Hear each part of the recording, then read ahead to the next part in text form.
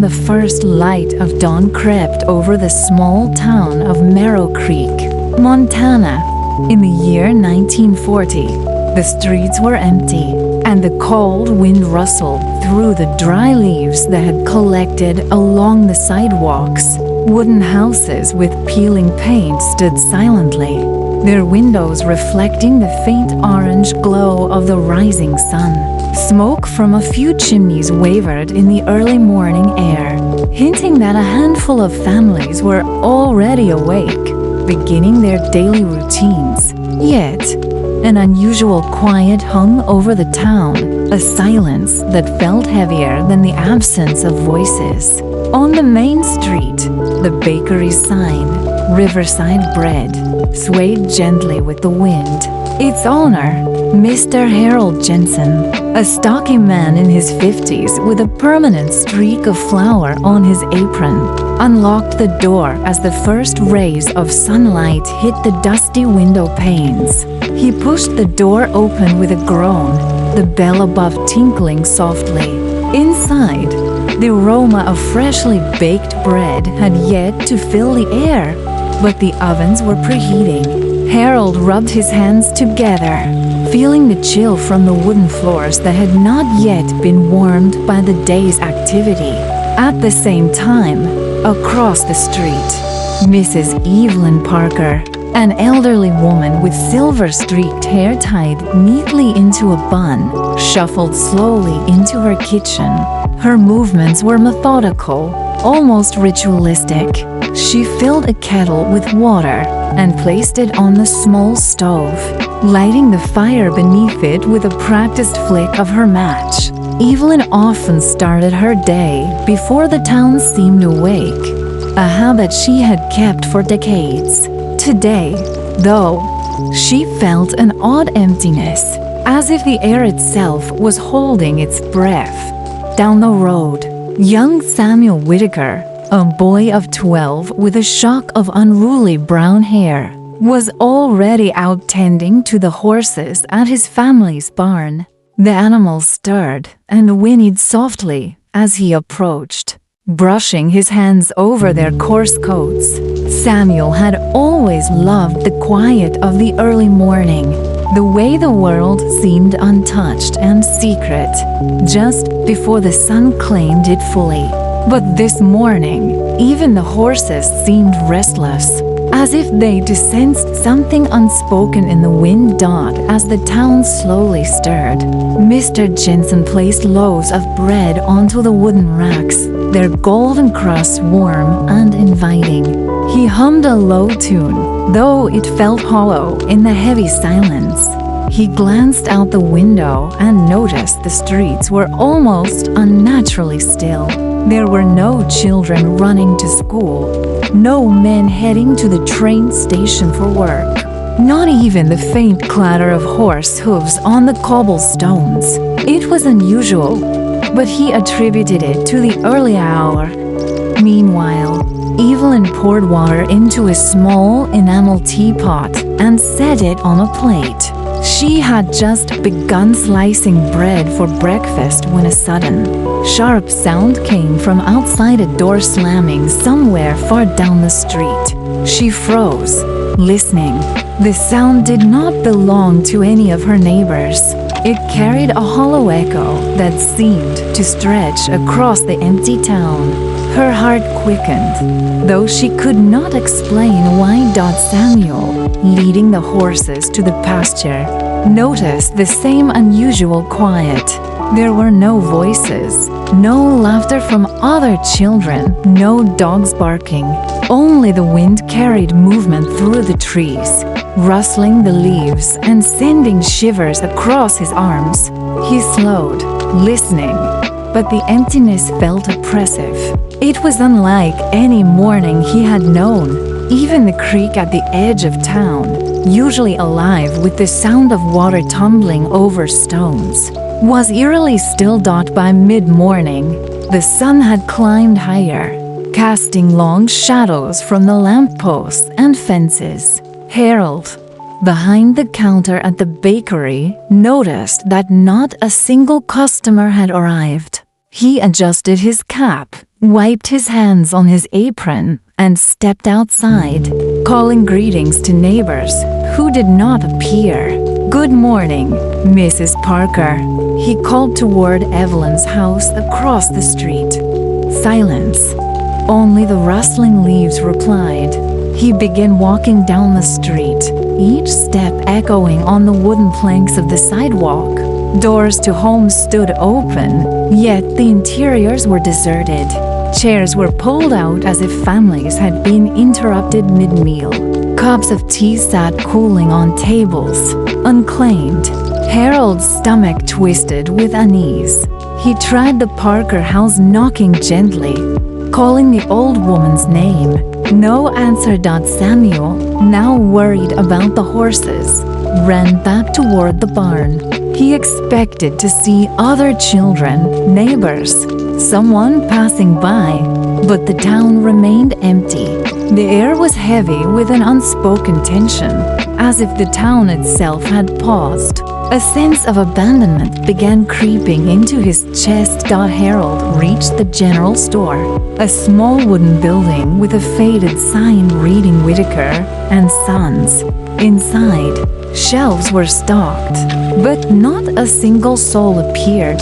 The door creaked as he pushed it open further, and his voice sounded strange, loud against the emptiness. "Hello? Anyone here?" Nothing. Only the ticking of a clock and the distant creak of a swinging sign outside. He stepped outside again, peering down the main street. For the first time, he noticed something unusual on the horizon, an unmistakable haze. Not from smoke, but something thicker, more oppressive, hovering over the edge of the town. It shimmered faintly in the sunlight, almost like a curtain of heat. Though the air was crisp, Harold rubbed his eyes, wondering if fatigue had made him see things. But when he looked again, it was still there, stretching along the farthest houses, reaching toward the hills that bordered Merrow Creek.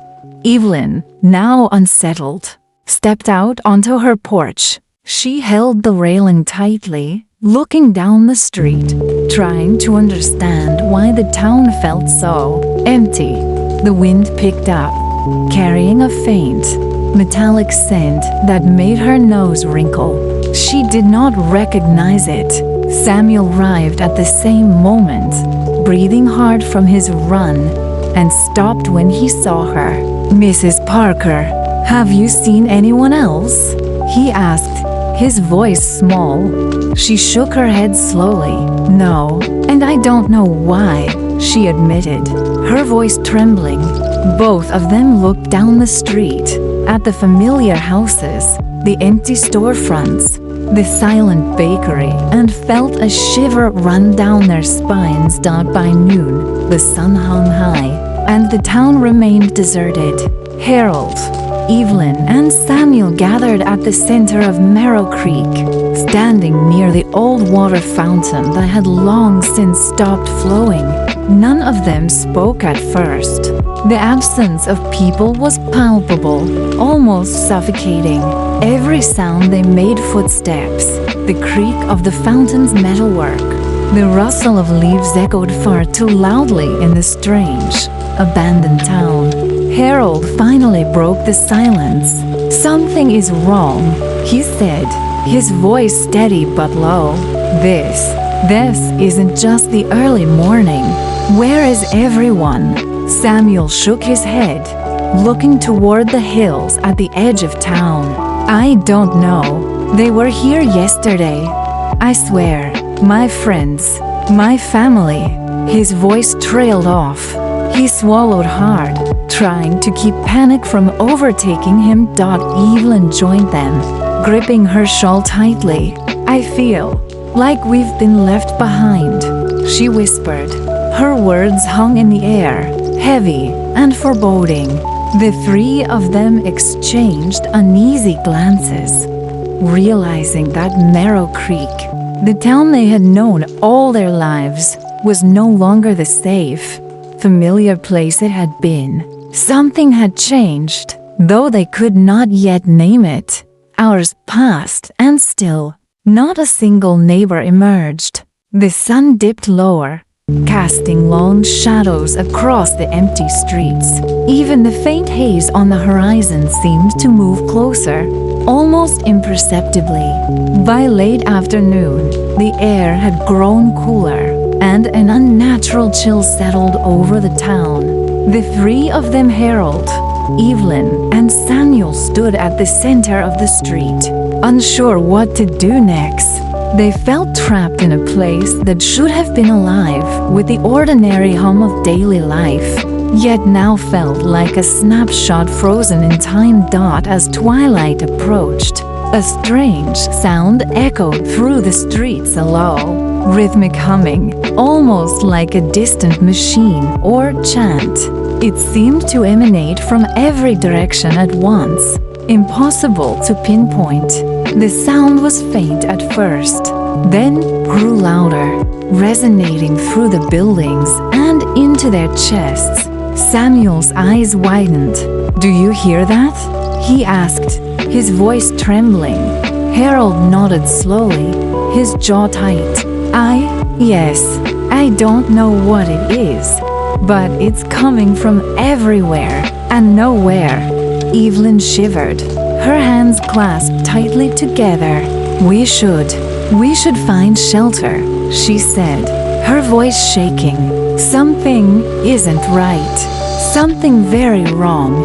The three of them moved toward the old church at the edge of town, the only structure with a solid stone foundation. As they walked, the humming grew louder, mingling with the whispering wind and the faint rustle of leaves. Shadows stretched unnaturally, distorting the familiar shapes of buildings and trees. Each step they took felt heavier, as if the air itself resisted their movement. By the time they reached the church, the sun had nearly set.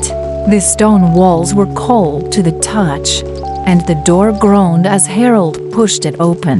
Inside, dust motes floated in the last light of day, filtering through stained glass windows. The pews were empty, the altar untouched, yet the sense of waiting, of being observed, was overwhelming. They settled in, huddled together near the front, and listened.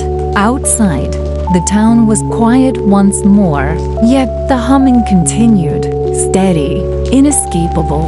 A reminder that Merrow Creek was no longer the town they had known. Something had changed overnight, and the mystery of what had happened and what would happen next loomed over them, like the gathering night. And so, the first day ended not with answers, but with a question. Why had the town vanished? And why had they been left behind to witness the silence?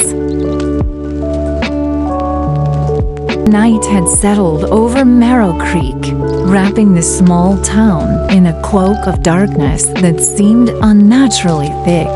The moon, full and pale, cast an eerie silver glow across the empty streets, illuminating cracked sidewalks, abandoned bicycles, and the faint traces of footprints that had vanished as mysteriously as the townspeople. The air was colder now, carrying with it a scent of damp earth and something metallic that no one could identify.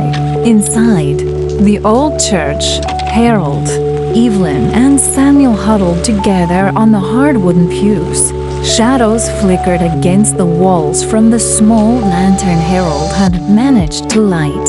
The hum they had heard earlier persisted, a constant, almost living sound that seemed to vibrate through the floorboards, the walls, and into their very bones.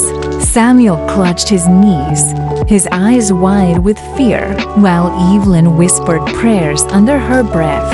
Though she wasn't particularly religious, Harold sat stiffly, his hands resting on his knees, trying to steady his racing heart. The first hour passed in tense silence, broken only by the occasional creak of the church door swinging gently in the night breeze. Then, a sudden noise from the rear of the church startled them, a low thud, as if something heavy had landed on the floor outside. They froze, listening. Another thud followed, this time accompanied by a faint scratching sound. It was slow, deliberate, almost like claws against wood. Harold stood slowly, gripping the lantern tightly. "Stay here," he whispered. Samuel shrank back, shaking his head. "No, I want to stay with you," he insisted, his voice trembling. Evelyn reached out and took the boy's hand, giving it a reassuring squeeze. "We stay together," she said firmly. "Whatever it is, we face it together." They moved cautiously toward the back of the church, lantern held high. The floorboards creaked under their weight, and the humming outside seemed to grow louder in response. When they reached the door, Harold paused, listening. There was nothing, only the wind, or so it seemed. Summoning his courage, he pushed the door open. The wooden hinges groaned, echoing into the night. Outside, the town appeared empty, as it had all day, but now the darkness seemed to breathe. Shadows moved unnaturally along the streets, stretching and twisting as if alive. The metallic scent in the air was stronger now, almost suffocating. Evelyn clutched Samuel's hand tightly, and Harold held the lantern higher, trying to pierce the oppressive gloom. A faint light flickered in the distance. Beyond the main street, it was irregular, not steady like a lamp or lantern, and it pulsed softly, as if it had a heartbeat. "Do you see that?" Samuel whispered, pointing. Harold squinted. "Yes, and I don't like it," he muttered. Evelyn nodded, her face pale. "Whatever it is, it's calling us," she said, almost reluctantly. They moved toward the light, the hum of the town's emptiness guiding them forward. Every step seemed to stretch time, each footfall echoing unnaturally across the vacant streets. They passed the bakery, its windows dark and cold. The smell of fresh bread from that morning already faded, leaving only the lingering scent of dust and old wood. The general store was the same, shelves filled, but lifeless. The familiar trinkets and jars appearing almost surreal in the dim light. As they approached the source of the flickering light, a small alley opened up between two buildings. The light pulsed stronger here, casting strange, elongated shadows that danced across the walls. Harold, leading the way, peered cautiously into the alley. There, on the cobblestones, lay an old pocket watch, its hands spinning wildly, ticking in a rhythm that did not match the time of day. The light seemed to emanate from it, soft yet insistent, calling them closer. Samuel bent down to pick it up, but Evelyn grabbed his arm. "Don't touch it," she warned, her voice urgent. The hum intensified, vibrating through the ground beneath them. The pocket watch's ticking became erratic, chaotic, echoing like a drumbeat in the empty town. Harold stepped forward, examining the object. This shouldn't exist here," he murmured. "It's broken, or maybe it's something else." He felt a shiver run down his spine. The air felt charged, as if every molecule was alive, waiting. Suddenly, a distant cry echoed through the streets, a human voice, faint but unmistakable. "Help! Someone, please!" It came from the other side of town, where the hills met the horizon.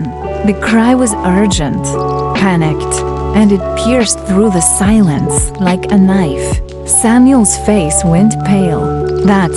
That's my friend, Thomas," he exclaimed, recognizing the voice immediately, without hesitation.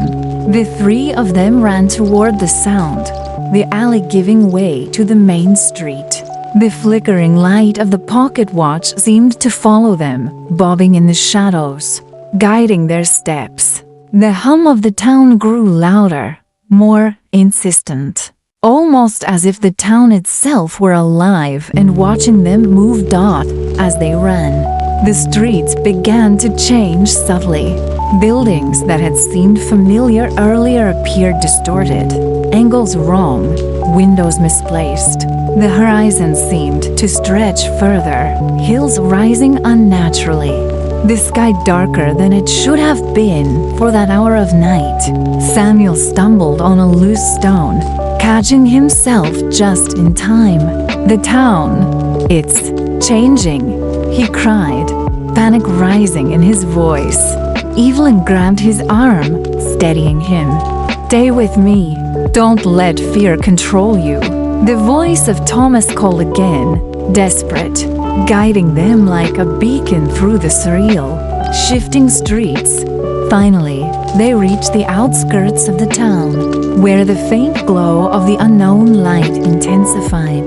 There, in a small clearing at the edge of the hills, they saw him, Thomas, kneeling on the ground, his hands trembling as he reached toward a strange, mist-like figure hovering above the earth. The figure shimmered, translucent, with an almost human shape, yet it was distorted, its features vague and impossible to fully comprehend. The three of them stopped, frozen. The figure turned slowly toward them, and the hum of the town seemed to vibrate in harmony with its presence. Thomas's eyes widened with terror as he shouted, Don't come closer." But before they could react, the figure dissolved into the mist, leaving behind a cold, oppressive silence. Harold, Evelyn, and Samuel stood in the clearing, hearts pounding, unsure of what they had just witnessed. The town behind them seemed to pulse faintly, shadows stretching, whispers carried on the wind. Something had come into Marrow Creek that night, something not of their world, and the question of why and what it wanted loomed over them like the gathering darkness. Hours passed as they lingered in the clearing, too afraid to return to the town, yet unwilling to leave the familiar streets behind entirely. The hum persisted, an unending reminder of the mystery that had claimed their town. Every creak, every rustle, every distant echo seemed amplified, as if the town were alive, watching, waiting. By the time the first light of dawn approached again, the figure had vanished entirely, leaving only a strange, cold mist hanging over the hills. Harold, Evelyn, and Samuel returned to the church, each step heavy with exhaustion and fear. They sat silently in the pews, trying to process what had happened. Words felt inadequate, and silence seemed safer. And so, the night ended with questions that had no answers, leaving them to wonder. What force had entered their town? Why had it appeared? And how much of Marrow Creek remained theirs, if any at all? The morning sun rose over Marrow Creek, but it brought little comfort. The town felt heavier now, as if the events of the previous night had left an invisible weight pressing down on every building, street, and empty yard. Harold, Evelyn, and Samuel emerged cautiously from the church, their movements slow and deliberate. Each step they took seemed louder than the last, echoing off the walls of the deserted town.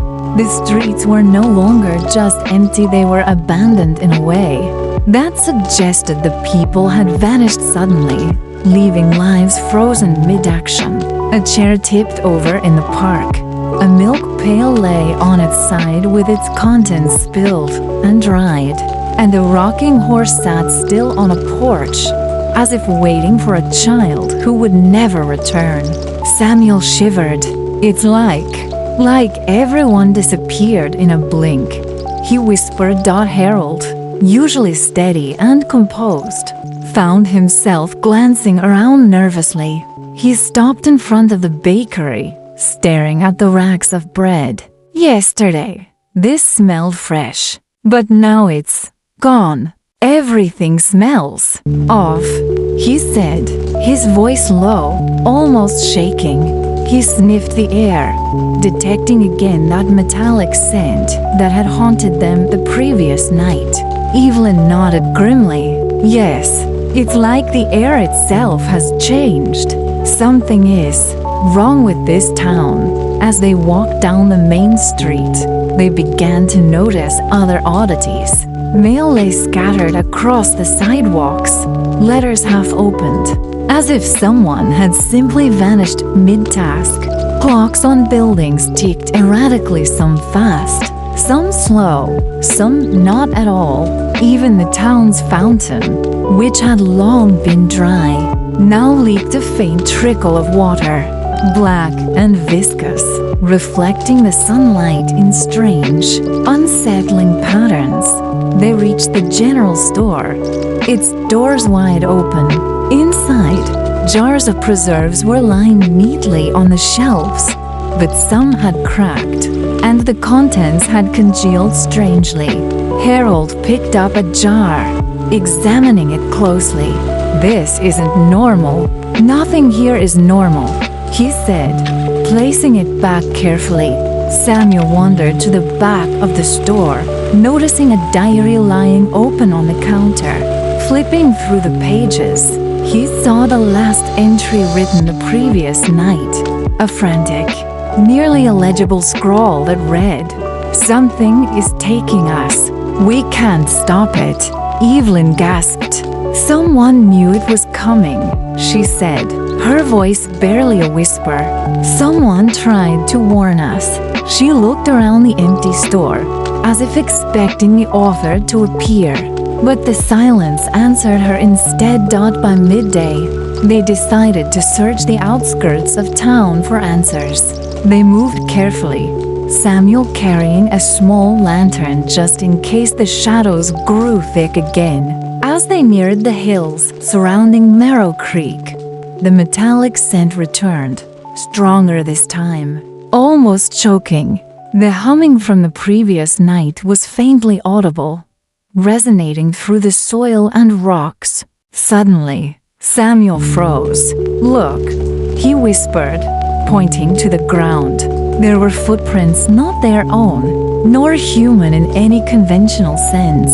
They were elongated, irregular, almost clawed, but perfectly formed, as if someone or something had stepped carefully across the dirt.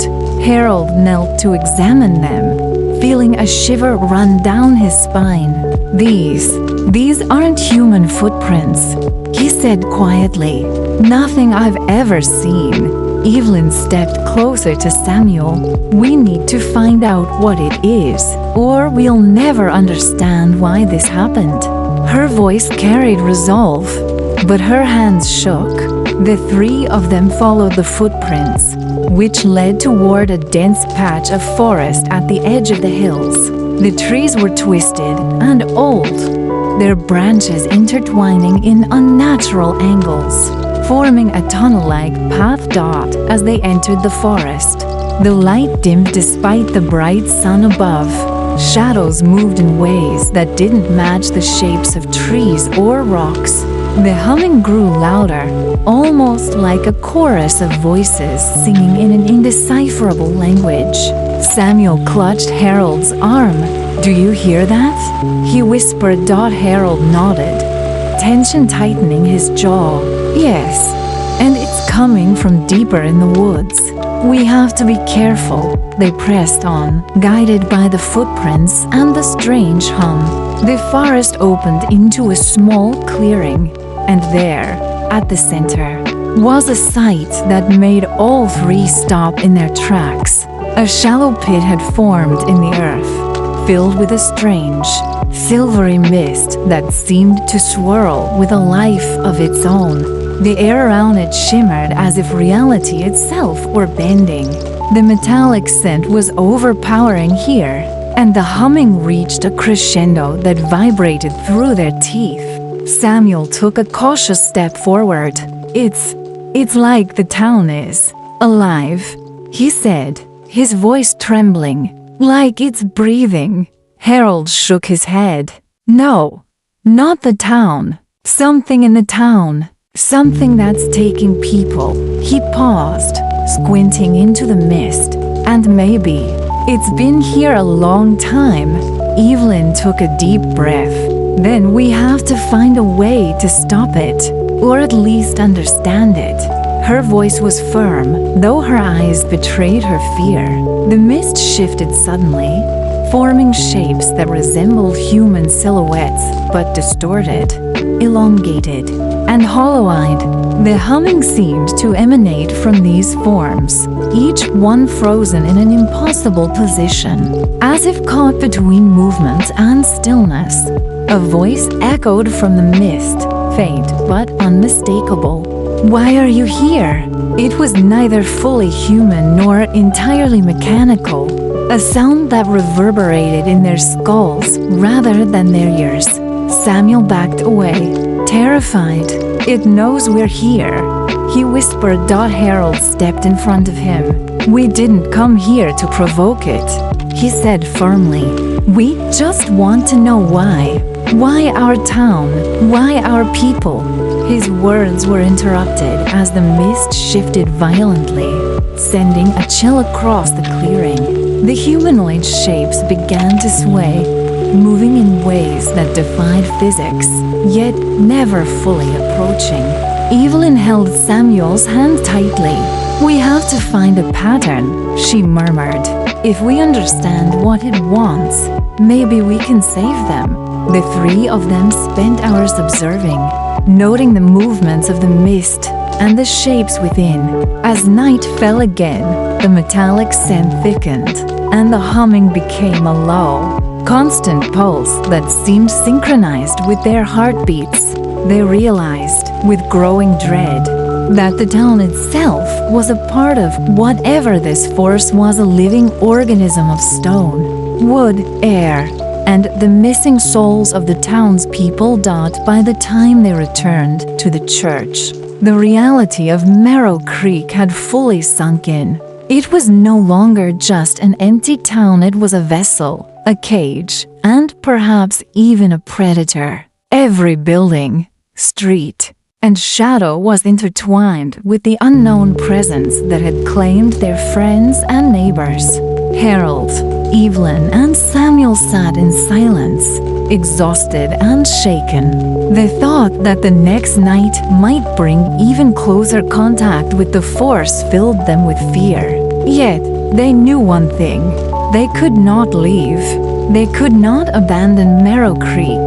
Somewhere within the shifting mist and strange hum, the missing people still existed. And if they had any hope of saving them, they would have to confront whatever had taken the town, whatever force lurked in its heart.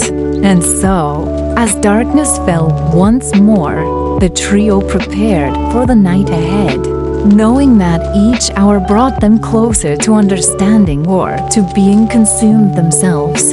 The town had secrets, and the night would reveal them, whether they were ready or not.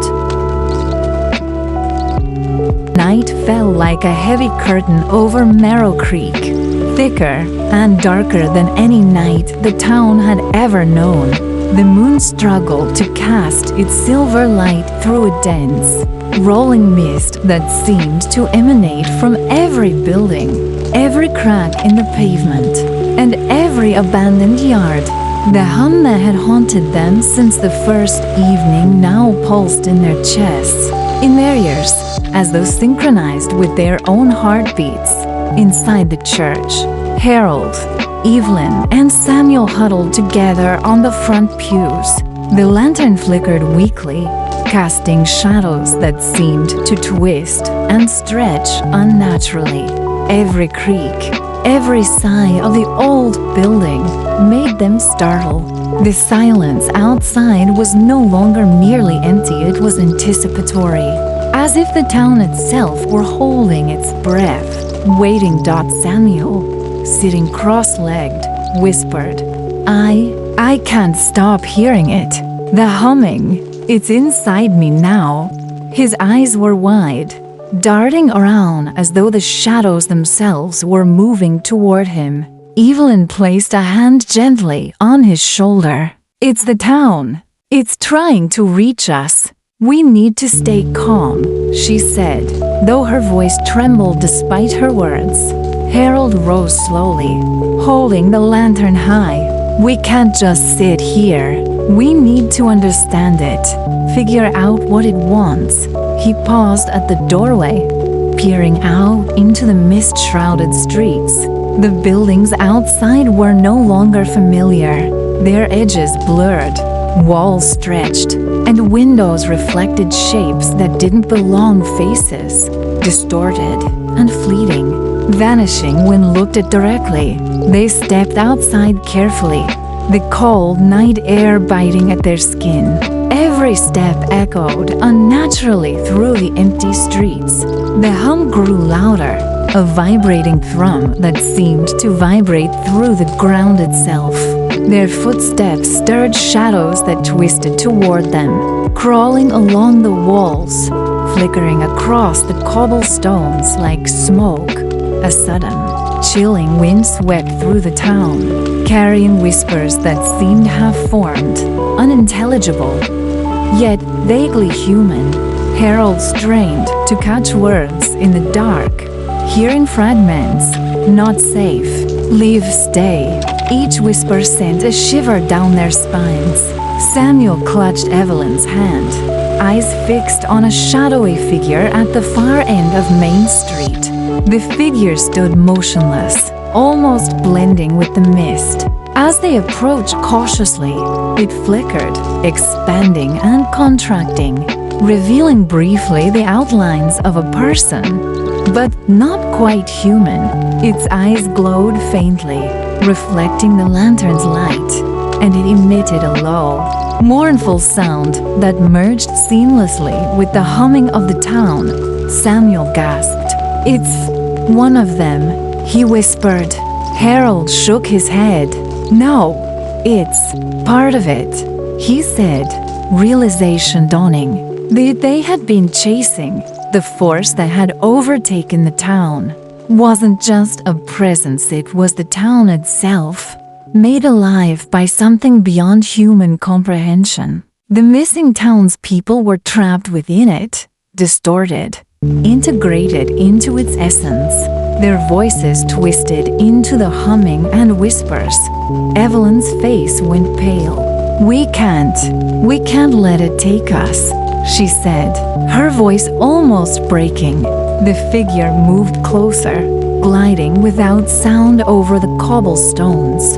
The mist thickened around them, curling like living smoke, wrapping around their legs, chilling them to the bone. Harold held the lantern higher, trying to pierce the dense fog. We need to find the center, he said. Whatever is controlling this, it has a core. That's where we'll find our people. Samuel nodded, fear and determination battling in his chest. Lead the way, he whispered. They moved through the twisting streets, the mist thickening with every step. Houses that had been familiar the previous day now seemed alien, walls bending at impossible angles, windows opening into darkness instead of rooms, doors leading to empty voids. Every shadow seemed alive, moving just beyond the edge of their vision.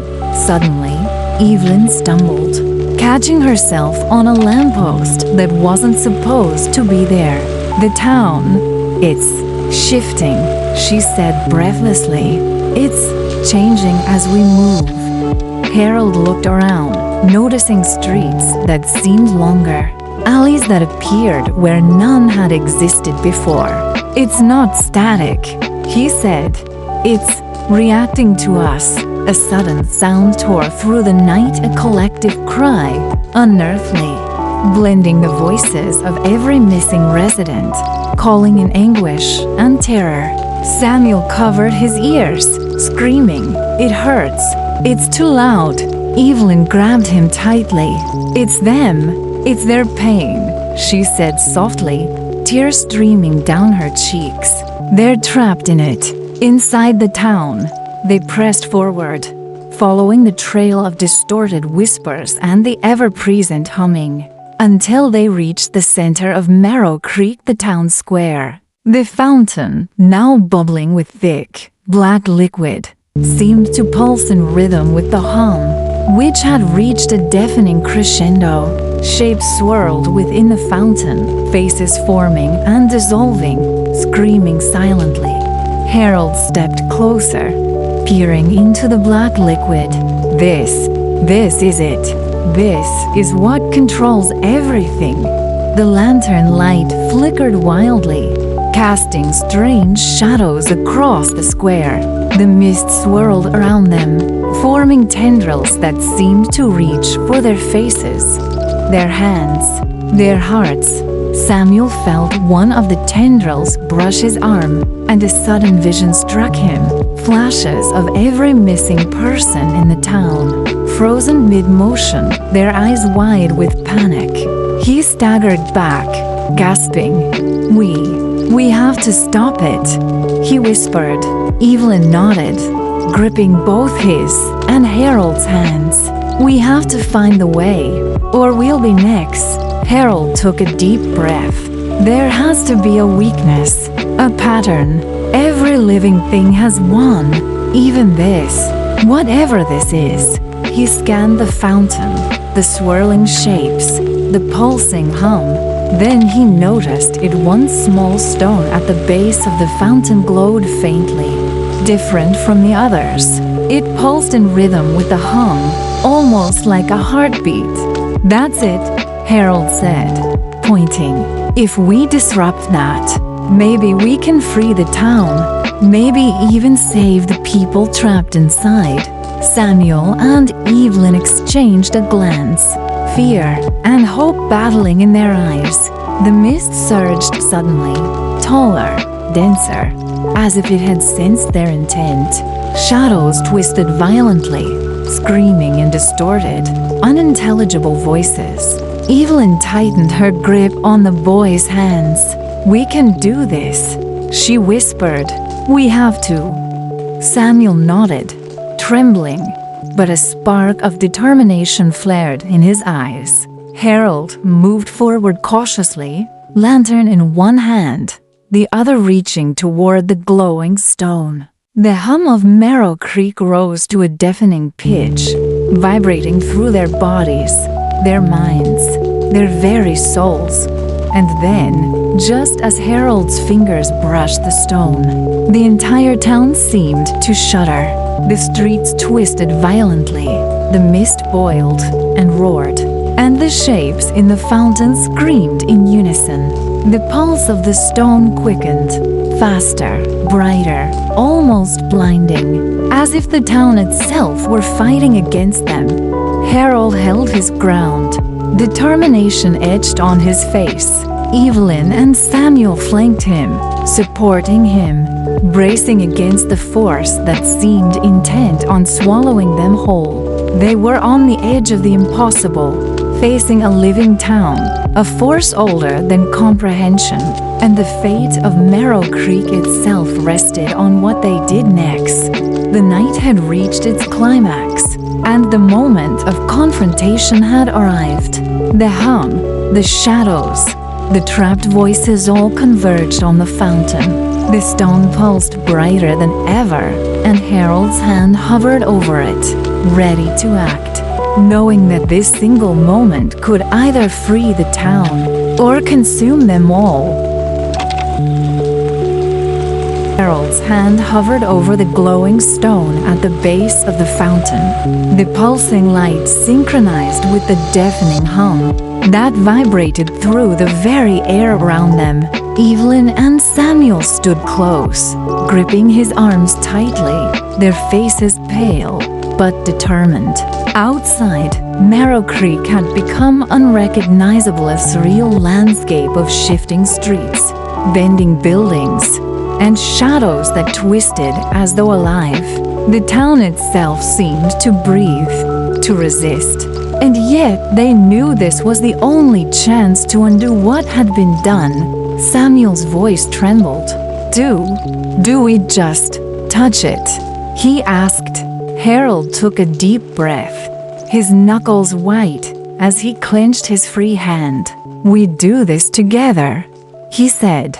"One step, one moment. We have to disrupt it now, before it changes again." Evelyn nodded, her lips pressed tight. "We can't wait. This is the moment." As Harold placed his hand on the stone, the pulse intensified violently. The black liquid in the fountain roiled and churned, forming faces and hands of the missing townspeople, twisted and distorted, their eyes wide with fear. The humming became a piercing wail, the sound slicing through their minds, making it almost impossible to focus. Evelyn reached forward and touched Harold's shoulder. "Steady, we have to focus. Remember them. Remember Marrow Creek as it was. The memory of the town before it changed, the laughter of children, the smell of fresh bread, the quiet comfort of familiar streets fueled their resolve." Samuel closed his eyes, envisioning his friends and neighbors, their faces smiling, alive. Then Harold pressed the stone fully.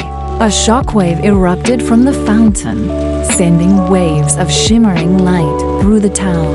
The mist swirled violently, twisting into spirals of black and silver, shapes of humans and shadows intertwining. The buildings groaned and shifted, and for a terrifying moment, it seemed as though the town itself would collapse, consuming everything. But then, slowly, the force began to falter. The pulse of the stone weakened, the hum diminished, and the swirling mist started to dissipate. The distorted faces in the fountain became clearer, human once more. One by one, the missing townspeople emerged, blinking as if waking from a deep sleep. Confusion etched across their faces. Children ran to their parents, and neighbors embraced, voices trembling with relief and disbelief.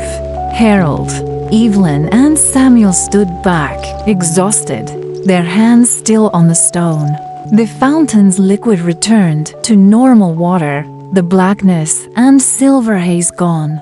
The streets of Marrow Creek seemed to regain their familiar shapes, the buildings solid and stable. The town had returned, quiet at first, then alive once more with the ordinary sounds of life, the clatter of dishes, the chatter of neighbors, the distant bark of a dog. Samuel let out a shaky laugh, tears streaming down his face. It's them. They're back."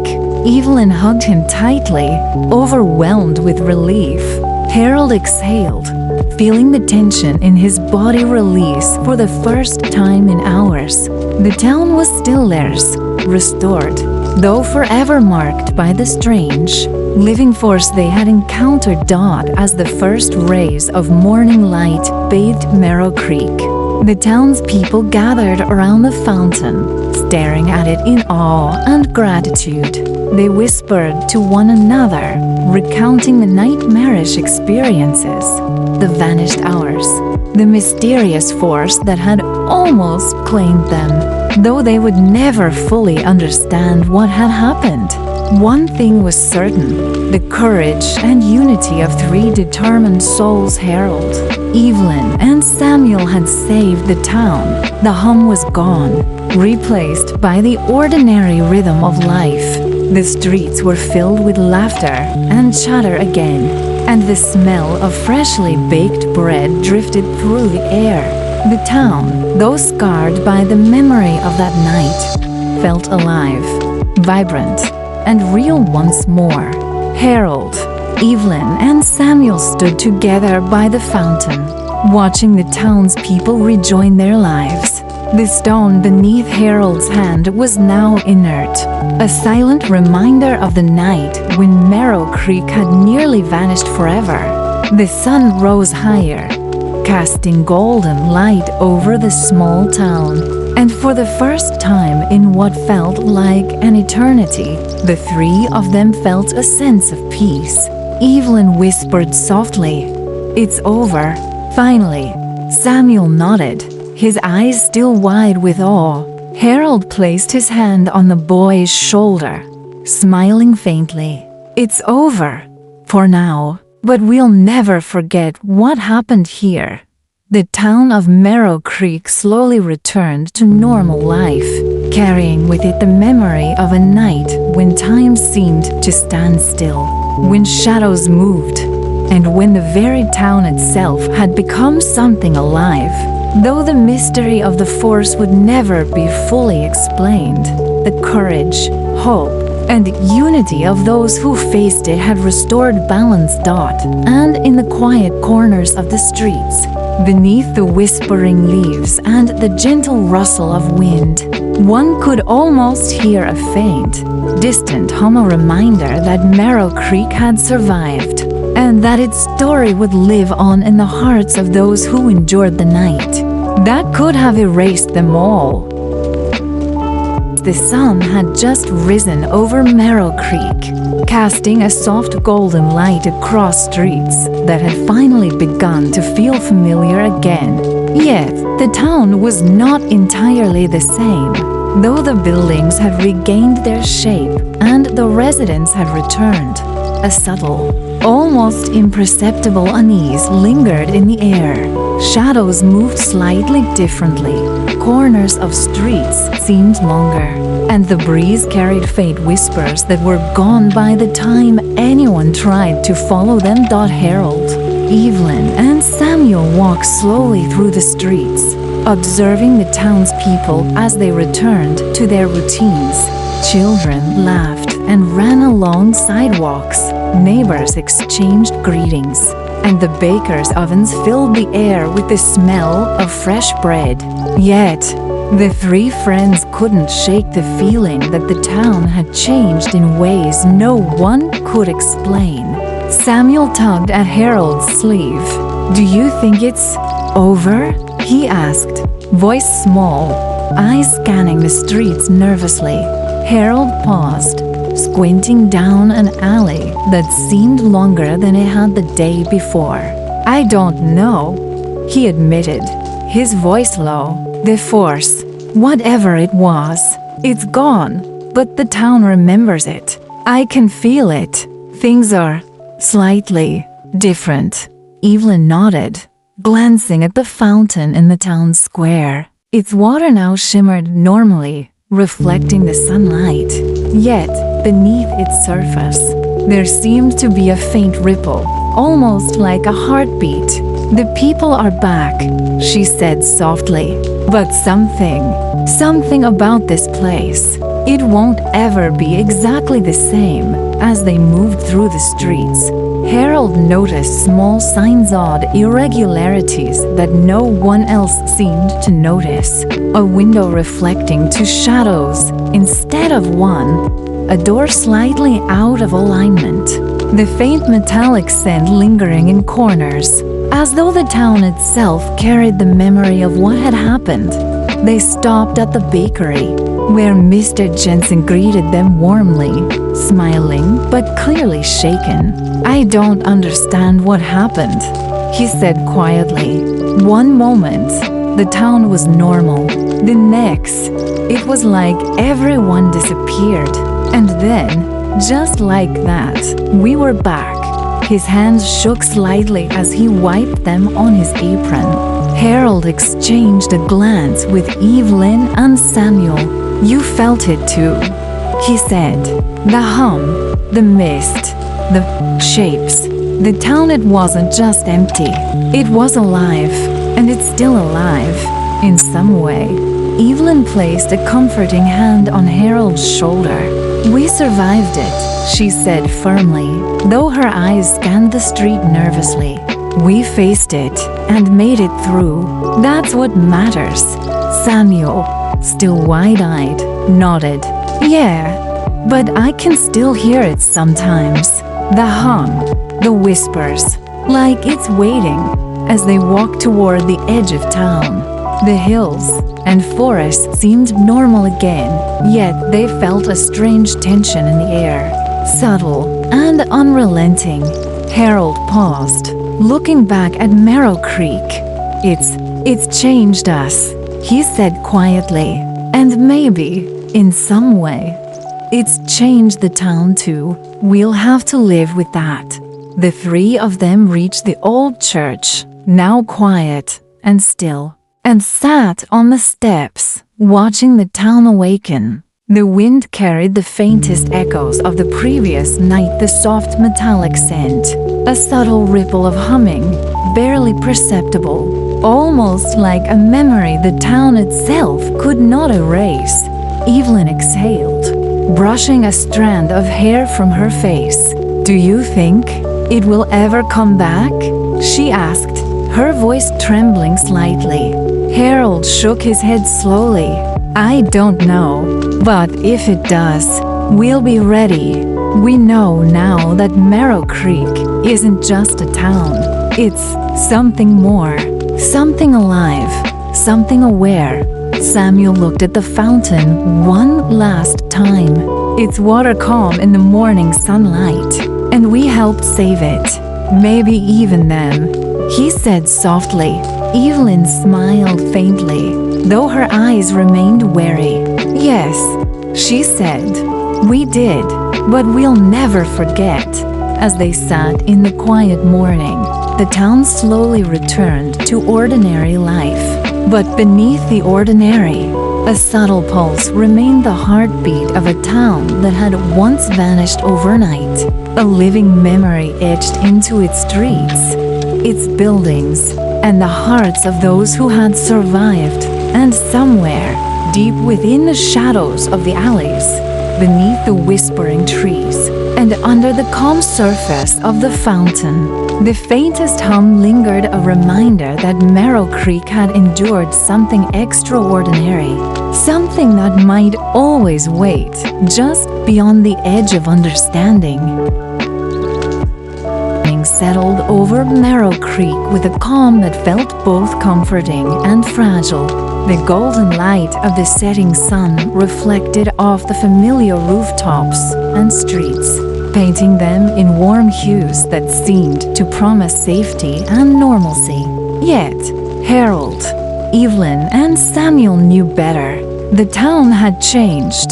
It carried a memory too deep to be forgotten. The three walked slowly down Main Street, observing the townspeople as they returned fully to their routines. Children played by the fountain, laughing freely. Yet, their shadows seemed to flicker strangely in the amber light. Neighbors chatted as if nothing had happened. But Harold could sense the tension beneath the ordinary gestures on ease. That no one spoke of aloud. Harold stopped in front of the general store. "We should check the town thoroughly," he said quietly. "Not because it's unsafe, but because we have to understand the town now, in ways we never did before." Samuel and Evelyn nodded. The events of the previous nights had changed them, sharpened their awareness, and instilled a quiet vigilance. They made their way toward the hills at the edge of town, passing houses and gardens that now seemed familiar yet subtly altered. A window reflected two shadows instead of one. A garden gate swung open though no one had touched it. The hum of the town, barely audible now, lingered like a heartbeat beneath the ordinary sounds of life, the clatter of dishes, the murmur of conversation, the barking of a dog in the distance. Reaching the old church, the trio paused. Harold looked back at the town square, now calm, but undeniably different. The fountain sparkled with sunlight, yet beneath the water's surface, a faint shimmer hinted at the force that had once held the town in its grip. Evelyn touched his arm gently. "It's still there, somehow," she whispered, "but not threatening. Not now. It's waiting, maybe, or remembering." Samuel's eyes stayed on the fountain, thoughtful. "Do you think it will ever come back?" he asked, a tremor of fear in his voice. Harold shook his head slowly. "I hope not. But even if it does, we've learned something important. We know the town, we know ourselves, and we know we can face it." They stood in silence for a long moment, watching the townspeople as life returned to its rhythms. Harold noticed how people smiled a little more carefully, how they glanced at empty streets with a mix of relief and lingering unease. The town itself seemed to breathe, alive in a way that was both ordinary and extraordinary, a delicate balance of the familiar and the unknown. Finally, the three turned to leave the square, walking slowly toward the edge of town. The hills glowed in the evening light, and the faintest hum seemed to fade into the wind, a gentle reminder that Merrow Creek had survived its ordeal, though its story had changed, and though it carried scars visible only to those who had faced the unimaginable. The town endured. Evelyn spoke softly as they walked. "It's a town that has seen too much, yet it lives. And so do we. That's what matters." Samuel nodded, feeling a quiet resolve settle in his chest. Harold added, "We carry this memory now. We remember what happened, and we honor it by living on, and by keeping the town alive in every small way we can." As night fully settled, a calm hush fell over Merrow Creek. The stars sparkled above, and the familiar constellations looked down upon the quiet town, as if watching over it. Somewhere deep within the streets, beneath the whispering trees, and under the calm surface of the fountain, the faintest pulse remained a memory of the extraordinary events that had almost erased the town, and a reminder that life, even when haunted by the unimaginable, would go on. Harold, Evelyn, and Samuel paused at the top of the hill, looking back at Merrow Creek. The town glowed softly in the twilight.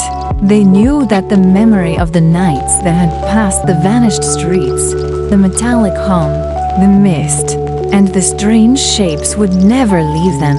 But the town had endured, the people had returned, and in that endurance, there was hope. And with that hope, they turned toward home, carrying with them the knowledge that Merrow Creek was more than just a town. It was alive, aware, and forever changed, and so were they.